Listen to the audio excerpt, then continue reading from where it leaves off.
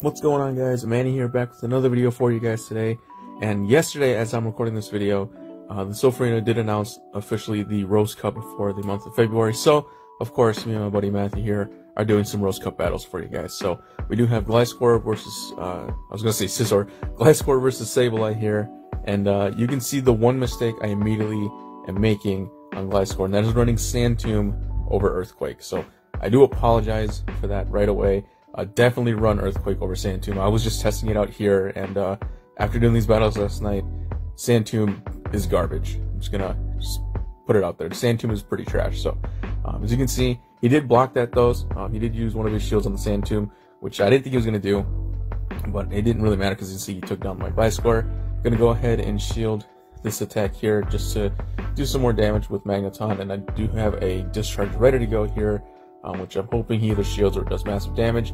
He does shield, so now he's down both of his shields, and I'm going to let this go through just to see how much damage it does. And Foul Play, as you can see, basically almost one-shots Magneton at the health he was at. So I do bring in a Machamp here, which is going to take down his Sableye. I do have a shield left over, so I'm in a pretty good position right now shield-wise.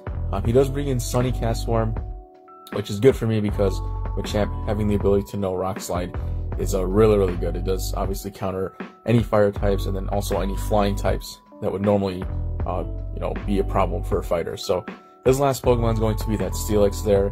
It's just going to fall prey to counter and cross chop here. So as you guys can probably tell, I'm going to end up winning this game here. So I do take game 1, so GG's Matthew. Going on to game 2 here, and I'm going to end up leading with my own Sableye, and he's going to lead Blaziken. Again, Blaziken is another good Pokemon as well because counter just does so much damage and it charges up Blaziken's moves pretty fast. So you can see there he does get off a charge attack before I do. I'm going to go ahead and let this go through because I wasn't expecting it to be a Blast Burn, but on the off chance if it was, then, so be it.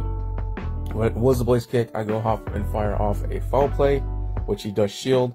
And I am able to get off to another Foul Play here, seeing if he's going to shield this one as well or let it go through. And he's going to actually let that, he's going to shield it. So he has used both his shields right away, and obviously I'm just going to let this go through. He probably could have finished off my Sableye at fast attacks, but I think he was just scared that I might have had another charge attack ready. But as you see there, I take down his Blaziken, he brings in the Drapion. I tried to switch there, as you guys saw. Didn't really happen. I don't know why that still happens where, you go to switch and it just doesn't work. But it ends up, doing alright because Clefable here is going to be able to take down the Drapion.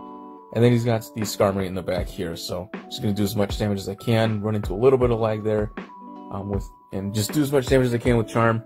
And he's going to go ahead and take down my Clefable with that Sky Attack.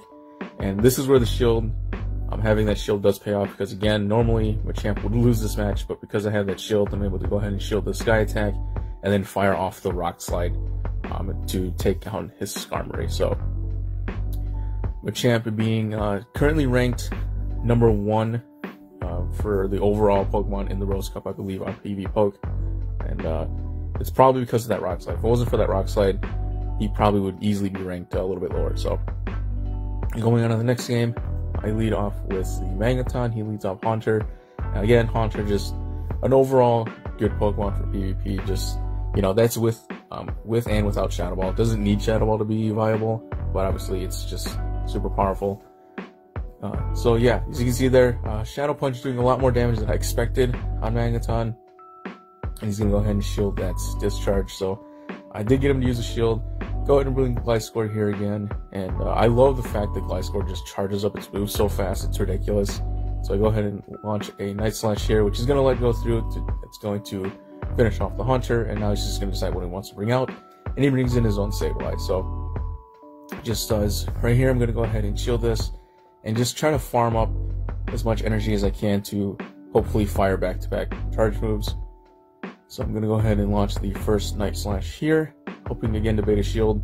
But let's go through, and as you can see, I do have another Night Slash ready to go, and I'm expecting him to shield this one, which he doesn't, so a little surprised about that. And right here I'm just waiting on what I want to do, and I'm going to go ahead and throw out the shield myself, and then I'm actually going to go ahead and just farm down the Sableye. So as you can see here, he brings in a Alola Marowak, which is not going to be good for me.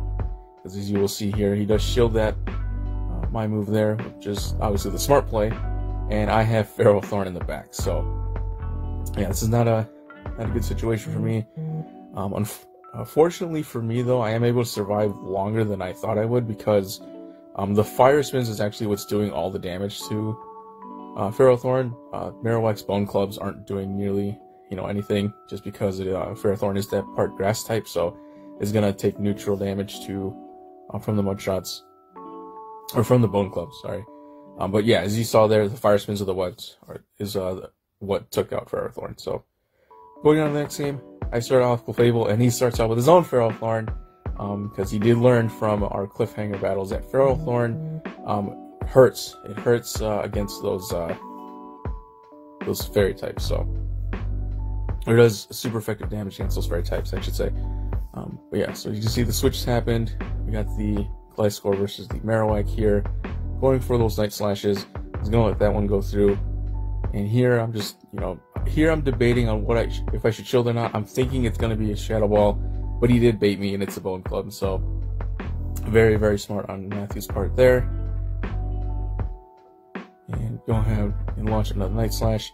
And right here I'm like, okay, I lost count, as you will see my mistake of not shielding that, because it is that Shadow Ball. So I did lose count there, unfortunately.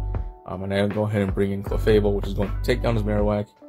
And so that's where counting does help. Here again, he brings in his Ferrothorn. I'm not going to shield this, expecting it to be a Mirror Shots, but it's a Flash Cannon. So yeah, so that's where our Ferrothorns are different. I am running Metal Claw, Mirror Shot, and Power Whip, and I believe he's running just Bullet Seed and Flash Cannon right now.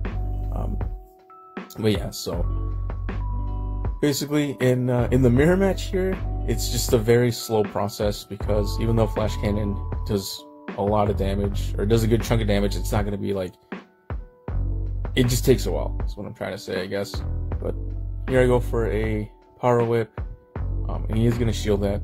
I think just, he shields it because he could, and I'm going to do the exact same thing here with his Flash Cannon. So, and then he's going to go ahead and switch to that Hunter, and I got a Power Whip ready to go, which unfortunately will not be enough to take out the Hunter immediately, and then he's going to obviously launch his Shadow Punch, which will take off my Ferrothorn. So, yeah, so GG's Matthew on that win as well. Going on to the next game here, going to launch a Sableye versus a Spiritomb. I almost forgot his name for a second. So this matchup's pretty even. Again, just you can go either way depending on shield usage. I'm gonna go ahead and let this go through, expecting an Ominous Wind, which I'm correct, and I'm just hoping he didn't get the boost, which he doesn't. So that's good for me. I go ahead and launch a Foul Play here. Again, either to do some damage back, but I do catch a shield. But I'm able to get off another Foul Play. So now I'm just, okay, does he want to commit to both shields right away, or let this go through? And he shields that as well. So now both his shields are gone. And I know for a fact he has a Charge ready to go. And I'm going to go ahead and obviously shield this. So either, Shadow Ball or the Ominous Wind would hurt. It is an Ominous Wind. He immediately switches into his Wigglytuff. I switch into my Ferro Seed here, or my Ferrothorn, I should say.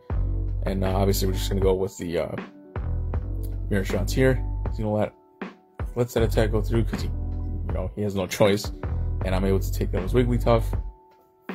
And now he's just debating on what he wants to bring out against my Ferrothorn here. Go for a Mirror Shot here, which is going to do decent damage against this Sableye, and I'm just gonna do as much damage as I can, and debating if I want to shield or not. And I just let this go through, and now I have my Machamp in the back with Cross Sharp ready to go to do a good amount of damage to the Sableye. But being part Ghost and Dark, it's going to be neutral damage. But I'm going to go ahead and shield this Ominous Wind from the Spiritomb and finish it off with fast attacks. And then I do have another Cross Sharp ready to go because of that farm there. So, and then I'm just going to be able to finish off the Sableye here on fast attack. So yeah, so GG's Matthew. That's going to be it for the video, guys. If you guys did enjoy it, please leave a like, comment, subscribe if you're new, hit the notification bell so you get notified every time I post a new video, and I'll see you guys in the next one. Take it easy.